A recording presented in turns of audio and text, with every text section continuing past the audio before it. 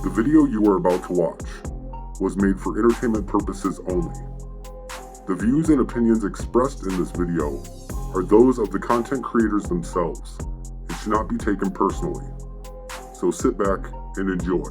I don't think about Americans' financial situation. I don't think about anybody. I think about one thing. We cannot let Iran have a nuclear weapon. When you're negotiating with Iran, Mr. President, to what extent are Americans' financial situations motivating you to make a deal? Not even a little bit. The only thing that matters when I'm talking about Iran, they can't have a nuclear weapon. I don't think about Americans' financial situation. I don't think about anybody. I think about one thing. We cannot let Iran have a nuclear weapon. That's all. That's the only thing that motivates. We have a ballroom that's under budget. It's going up right here. I've doubled the size of it because we obviously need that. And we're right now on budget, under budget, and ahead of schedule. I doubled the size of it, you dumb person. It's double the size. You are not a smart person. Y'all are worried about the wrong thing with these Republicans trying to bully their way into getting all of these seats.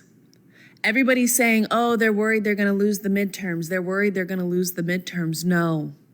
They're not worried that they're going to lose the midterms. If they were just worried about losing the midterms, why in the world are they trying to just take away singular seats in some of these states, like South Carolina, right? Why are they worried about this one seat? This is a very red state.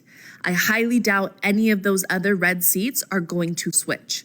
They are worried that their plan to get a 2/3 majority in Congress, that's why they're pushing so hard for this. That's why they seem to be penny pitching every single seat that they can possibly get, because they need a 2/3 majority to change the Constitution. That's what we should really be worried about. And nobody's talking about it. Nobody's talking about it. They're just saying, oh, they're just worried that they're gonna, no. They're not worried about just losing. They're worried that they're not going to be able to enact their plan to change the Constitution. The Bible warned us about what I'm about to tell you. And if you know the Bible, you know I'm telling you the truth. So now they're saying that they found the body of Jesus in Egypt. You heard what I just said? A British anthropologist is now claiming that they found the remains of Jesus Christ, along with the Ark of the Covenant, are hidden beneath the Great Pyramid of Giza. And they're not saying this is a rumor. They're saying that this is where it's located. According to the claims, there's a sealed chamber, a double cave hidden between some stone blocks, deep inside the pyramid's southern passage. And inside that chamber is what could be the most controversial discovery in human history. They're saying that's where Jesus is.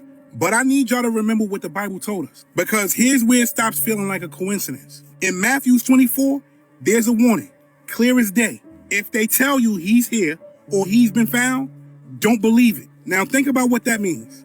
Thousands of years ago, there was already a warning. And that warning was about a moment exactly like this. So either this is a discovery that changes everything, or this is the exact same scenario that they spoke about in the Bible. I need you to think about this.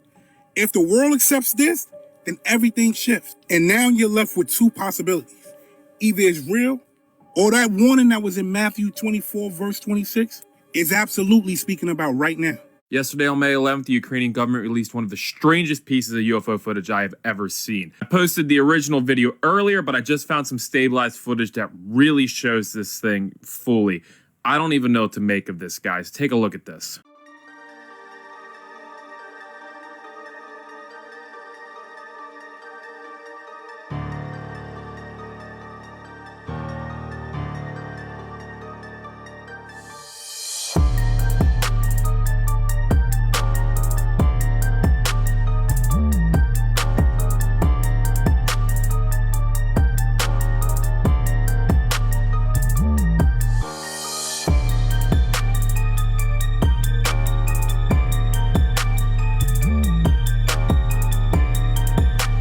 This is why we're going to get the aliens, quote unquote. This is why they're telling pastors right now to get ready, their congregations to get ready, because what's about to get disclosed for the UFO files, it's going to change the Bible. Wow. They literally just said They just said that. They're going to blame the rapture on aliens. They're going to blame the rapture on aliens. And here's the thing, we kind of already knew that. But now we're actually seeing headlines like this come out, which this headline is totally incorrect. None of the information that has been given out about these UFOs or these UAPs changes anything in the Bible. The Bible cannot be changed. It is totally sound. It's inspired and literally breathed by God. So if anything, this information actually confirms what is in the Bible. This is the devil trying to explain away the rapture, and he's trying to get ahead of it because he knows that when all the saints are caught up in the air with Jesus Christ, he's going to have an explanation for it. And so the explanation is going to be mass alien abduction. So he is slowly setting in those seeds into people so that they are easily deceived. So do not be deceived. All these UFOs, all of these beings that is this technology that's so advanced, is just demonic. It's just demons. That's all it is. So no, the discovery of these aliens is not changing the Bible. It's not something crazy. It's supernatural and it is demonic. Out of the 150 people on that cruise ship, why is this the only guy that's being shown? And his name is Jake Rosemarin, and I'm sure we have all heard about him by now. Because after this outbreak story exploded, somehow he became the face of this whole thing. Now keep in mind, he is partnered with Oceanwide Expeditions, which operates that cruise ship. But he just happens to be the one filming inside the ship and posting all these videos. Sounds pretty strange if you ask me. Then he posts this video where he says, we're not just a story, we're not just headlines, we're people. And then people keep on saying, yeah, he mentions in the beginning that he wrote some notes down. Then why does he keep looking up and off to the side instead of the notes he supposedly wrote down? We're not just a story. We're not just headlines. We're people. People with families. And why do his emotions seem disconnected to the words he's actually saying? Why is the main person we're hearing from connected to the operator of the ship? Now this is where it gets crazy because people started digging deeper. And people found this old post of him saying this. Gorgeous girls get vaccinated. Gorgeous vaccinated girls get boosted. And gorgeous boosted girls get boosted again. And weirdly enough, it looks like he's wearing the same green shirt and a similar hat. Then people started looking into his sister, Rachel Rosemarin, and she reportedly works in emergency management and public health preparedness, and also has experience in disaster recovery. Now, my question is, out of everybody on board on that ship, what are the chances this is the person that the entire world ends up hearing from? Because if you ask me, this whole thing starts feeling really off. How are you holding up in quarantine? Holding up pretty well. I mean, I was relieved to get off the ship and have a plan in place, and they're treating us really, really well here. So I can't ask for anything more than that. We're glad that you're doing so well. Can you take us back on the ship? The first time that you knew that something just wasn't right, when was that? So honestly, I know that a timeline has already been put out there, and for me, it just felt like weird coincidences, and honestly, I didn't think anything was wrong until we found out that it was hantavirus, and that's when I was scared. Because as you know, when you hear about a virus you don't really know about, you Google it, and when you Google hantavirus, it's definitely a scary virus to be seen. A man was struck and killed by a plane after he broke onto the tarmac of the Denver airport and was directly hit by a plane that was taking off of the tarmac, okay? There's multiple videos going around, one of which you see this man breaching this 10-foot fence with barbed wire on the top. It is the middle of the night, it's like a night vision video, and he's walking across the tarmac. Within 2 minutes of him breaching this airport, he is struck by this aircraft. It was accelerating, taking off. I don't know if they saw him or not. You can't stop a plane that's going that fast. He was struck. Hopefully he died immediately. There is also video footage of a passenger who was recording. I think maybe they were recording the takeoff. And you see it's outside the window, and then all of a sudden you hear the boom of the impact of the person, and then the engine lights on fire, okay? There is a chance that the person was struck by the engine because there was an engine fire, okay? There is also an audio file of the pilot saying, "We just hit somebody. We need to turn around. We just hit somebody. This is bad. We cannot take off." They knew immediately that they hit a person, okay? They go back, they have to escort all these people with that big inflatable slide down the thing. Complete fucking tragedy.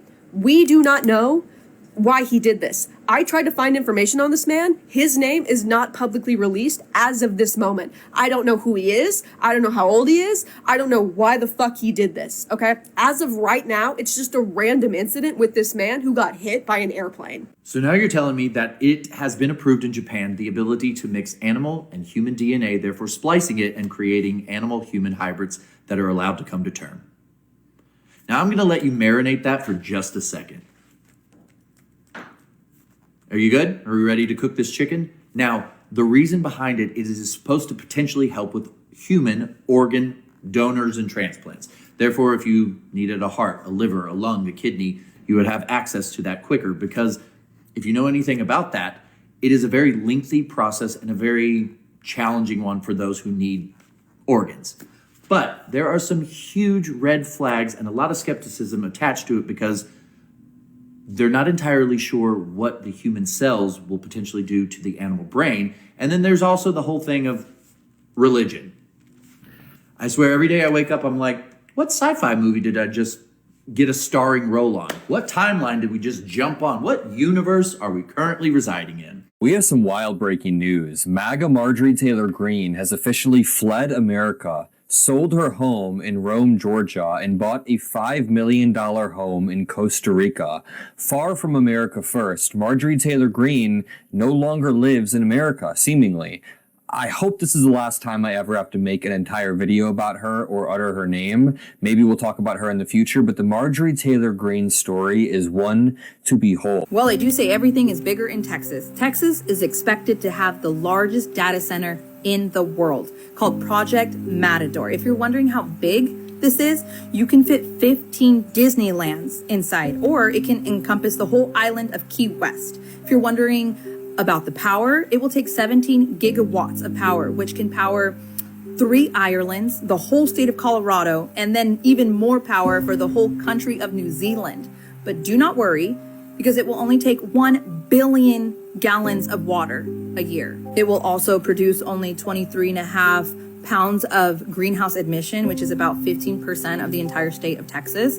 And if you're wondering how loud, well, about 90 to 120 decibels, which is equivalent to standing next to somebody with power tools. I would suggest pulling a Missouri. Show up at every meeting and vote out any single council member that goes against what the public wants, because they work for us, not the other way around. So guess what else you're going to be paying for more now? Your cell phone. You know why? Your cell phone uses, guess what? RAM. So if you still think AI is not an issue, it's going to cost you even more with buying cell phones, because they use RAM. What's up with all these damn ticks, man? In the spot, and it's on the river, so I was like, we gotta wrap our ankles. It's Springfield, Illinois, I believe. Look at that, that's insane.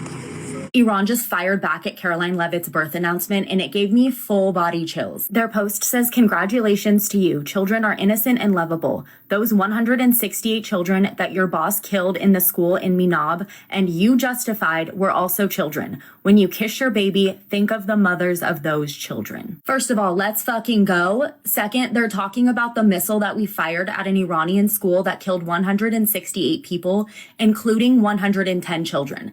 The U.S. tried claiming it was an Iranian missile, but NPR did an investigation and found that it was a Tomahawk missile that struck the school, which is a U.S.-designed weapon that only us, the UK, Australia, and Japan have access to.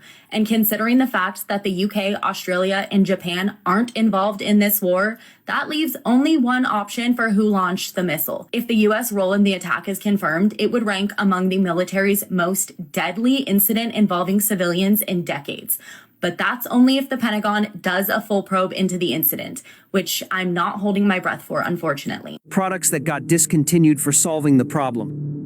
1. The Forever Flashlight. In 2002, Applied Innovative Technologies introduced a flashlight that needed no batteries. You shook it to generate power using electromagnetic induction. No replacements, no waste. After early success, the company faced sudden supply and manufacturing problems. The patent was sold, the product vanished, the idea worked, the business model didn't. 2. the indestructible charging cable. In 2004, Fuse Chicken created a steel-armored phone cable built to survive extreme bending and stress. It came with a lifetime warranty.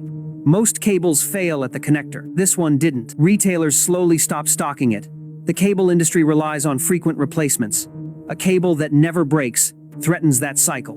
3. Lifetime mufflers. In the 1950s, some auto shops sold mufflers with lifetime guarantees. They were made of heavy stainless steel and superior welds. Customers bought one and never came back. The shops expected repeat business.